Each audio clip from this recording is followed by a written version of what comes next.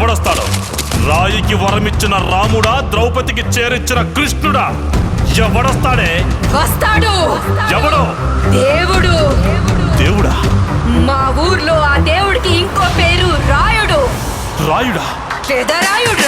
రాయుడురా.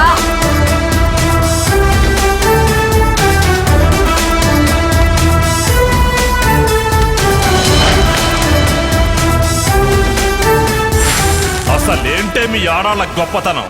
రేయ్, కడుపులో బిడ్డ ఆడపిల్ల అని తెలిసి ఉంచాలా ఊడ్చాలా అని ఆలోచిస్తుంటే పుడతామో చస్తామో తెలియని పరిస్థితుల్లో ఎలాగోలా పుట్టేసి పెరిగేసి ఎదిగేస్తున్న టైంలో తను పుట్టింది తన కోసం కాదు, ఎక్కడో పుట్టిన ఏదో కోసం అన్న విషయం తెలిసాక అమ్మ నాన్న కలిసి 1 కిలో లడ్డూలు 1 కిలో చెగోడీలు పెట్టి దున్నపోతు లాంటి ఓ పెళ్లి కొడుకును తీసుకొచ్చి తల దించుకొని పెళ్లిలో కళ్ళు దించుకొని శోభన గదిలో పడుకుంటే గుండెల మీద తాలి బరువు, శరీరం మీద వాడి బరువు మోసి మోసి వాడు వేసిన విత్తనాన్ని 9 నెలలు మోసి మోసి ఓ పండంటు బిడ్డకు జన్మనిచ్చి ప్రతిరోజు కోడి కంటే ముందే నిద్రలేచి నుదిటిన బొట్టు పెట్టి వాకిట్లో ముగ్గు పెట్టి స్టవ్ మీద గిన్నె పెట్టి అందులో పాలు మరగబెట్టి కాఫీ పొడి టీ పొడి కలిపి పెట్టి పిల్లల నోటికి తిండి పెట్టి వాళ్ళను బడికి ఎల్లగొట్టి నిన్ను ఆఫీస్ కు తరిమి కొట్టి ఒక చేత రిమోట్ మరో చేత కత్తిపీట పట్టుకొని ఛానల్స్ మార్చి మార్చి కూరగాయలు తరిగి 11 గంటలకు మా ఊరి వంట, 12 గంటలకు స్టార్ మహిళ చూస్తూ వీటి మధ్యలో వంట చేస్తూ కూరెక్కడ మాడిపోతుందో అన్న టెన్షన్ లో బ్రేక్ మధ్యలో అత్తగారికి అన్నం పెట్టి బుద్ధమందారం, ఆడదే ఆధారం, మనసు మమత, గోకులంలో సీత, స్వాతి చినుకులు అంటూ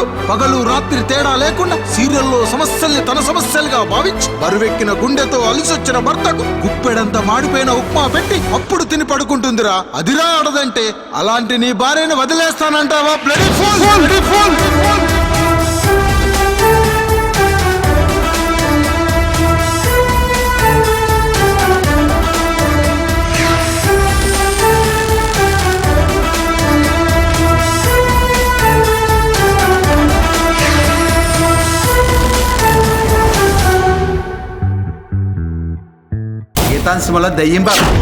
క్రీం తూమ్ తాం. నా పేరేంటి?